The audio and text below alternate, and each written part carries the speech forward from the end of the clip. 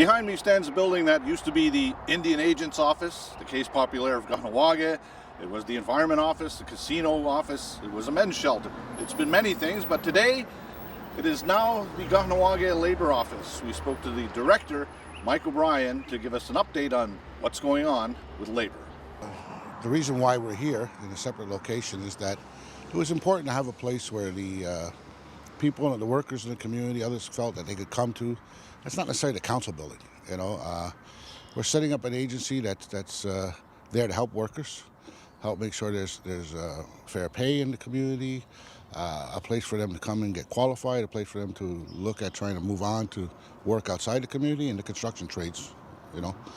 And it was good to have a place where they could come in and feel it's not a political place.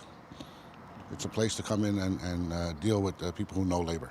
Well, yeah, we'll have the Occupational Safety and Health and the Mohawk Self-Insurance here. They're not confined to the construction trade, like the qualifications and the fair wage, but they are important parts of labor to make sure that the workplace is safe, and that if a worker gets injured or an employee gets injured in the office, that they're covered and that they have not have to resort to going on social assistance or something like that. Mm-hmm.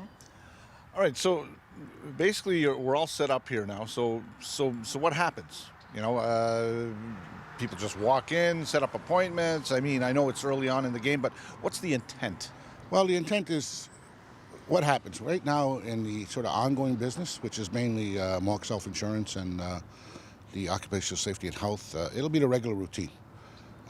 When it comes to the construction industry, and we're talking about the fair wages, the qualification scenarios, we're still developing that. There's been previous incarnations of that in terms of a qualifications process for the Mercier Bridge, a qualifications process for some of the work on the hospital. Those will be brought together in this office. We're looking at creating sort of a bridge, no pun intended, to the works of the Champlain Bridge, and trying to get some of our guys moving in that direction. We're part of the working group on that. We'll be working closely with DEWA and, of course, MCK in getting that done. But they're all in their sort of infant stages right now.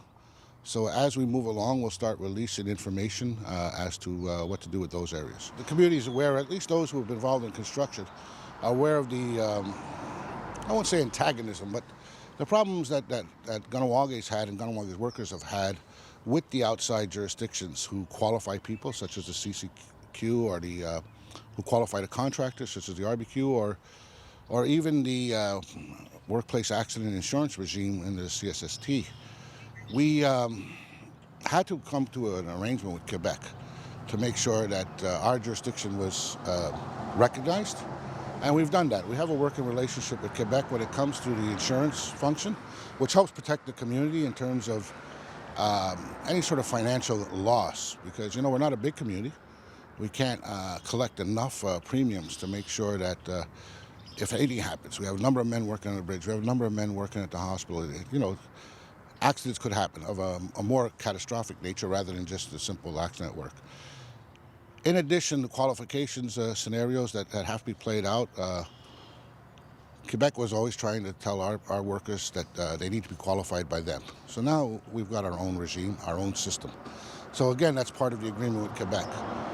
So I look at it as a threefold approach. One is that we made an agreement with Quebec to recognize our jurisdiction and our way of doing things.